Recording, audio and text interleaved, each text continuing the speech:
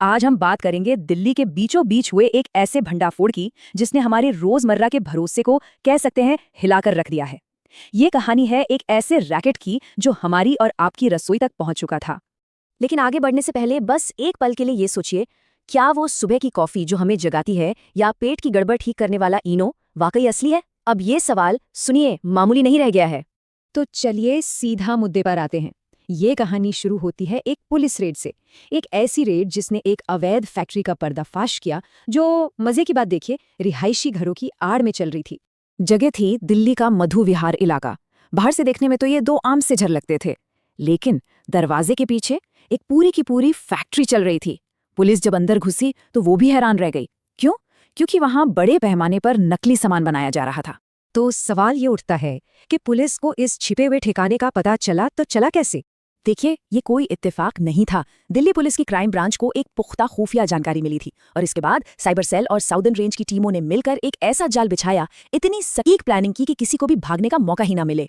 और जब टीम अंदर पहुंची तो वहां जो कुछ मिला उसने इस पूरे ऑपरेशन का स्केल सबके सामने लाकर रख दिया। और यकीन मानिए, जो तादाद थी वो वाकई चौंकाने वाली थी। जरा सोचिए, जब्त किए गए नकली माल और मशीनों की कीमत ही करीब 20 लाख रुपए थी। इससे साफ अंदाजा लगता है कि ये कोई छोटा मोटा काम नहीं था, बल्कि एक बड़ा और मुनाफे वाला अवैध धंधा चल रहा था। और ये आंकड़ा तो और भी हैरान करने वाला है। वहां से लगभग 1 लाख, जी हाँ, 1 लाख नकली इनो के पैकेट मिले। वो प्रोडक्ट जिस पर हम पेट की तकलीफ में आंख बंद करके भरोसा करते हैं, उससे कितनी बड़ी तादाद में बनाकर बेचा जा रहा था। और बात सिर्फ इनो तक ही नहीं रुकी। करीब 50,000 नकली नेस्कैफे कॉफी के पैकेट भी बरामद हुए। मतलब यह हमारी रोज की आदतों में घुसा एक ऐसा अनदेखा खतरा है जिसे हम बिना सोचे समझे इस्तेमाल कर रहे थे। अब जरा बरामद हुए सामान की लिस्ट देखिए। यहाँ सिर्फ तैयार माल ही नहीं मिला, बल्कि 322 किलो कच्चा कॉफी पाउडर, एसिड के ड्रम और पैकेजिंग की पूरी मशीनरी मिली। इसका मतलब ये है कि ये लोग ए से जेड तक सब कुछ खुद बना रहे थे, एक पूरी शैडो इंडस्ट्री।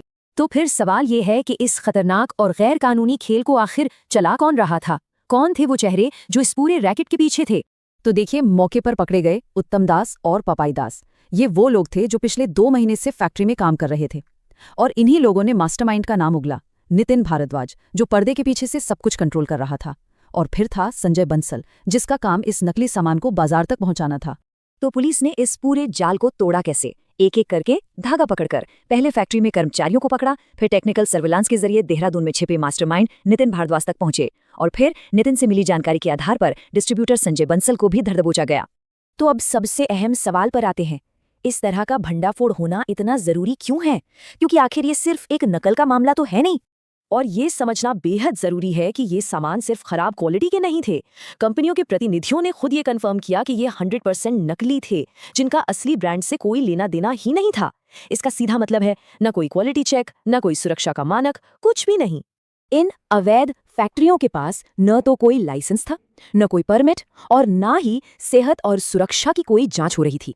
ये सीधे सीधे लोगों की जिंदगी के साथ एक बहुत बड़ा खिलवाड़ था। सोचकर देखिए, पेट की तकलीफ दूर करने वाला इनो अगर नकली एसिड से बना हो तो वो राहत देगा या फिर और बड़ी मुसीबत खड़ी कर देगा। और इसी गंभीरता को देखते हुए आरोपियों पर नए भारतीय न्याय संहिता यानी BNS के तहत धोखाधड़ी, खतरनाक सामान बेचने और आपराधिक साजिश जैसी बेहद संगीन धाराएं लगाई गई हैं। मतलब कानून भी इस तरह के अपराधों को बहुत गंभीरता से लेता है। लेकिन कहानी अभी खत्म नहीं हुई है। मुख्य किरदारों के पकड़े जाने के बाद भी पुलिस की जांच जारी है। अब उनका मकसद इस पूरी सप्लाई चेन की जड़ तक पहुंचना है। ये कच्चा माल आता कहां से था और ये नकली सामान देश में कहां कहां तक भेजा जाता था। आखिर में ये मामला सिर्फ एक खबर नहीं, बल्कि एक चेतावनी है। ये हमें दिखाता है कि हमारी रोजमर्रा की छोटी छोटी चीजों में भी कितना बड़ा धोखा छिपा हो सकता है। और ये हमें इस बात पर सोचने को मजबूर करता है कि क्या हम जो भी इस्तेमाल कर रहे हैं उस पर आंख बंद करके भरोसा कर सकते हैं?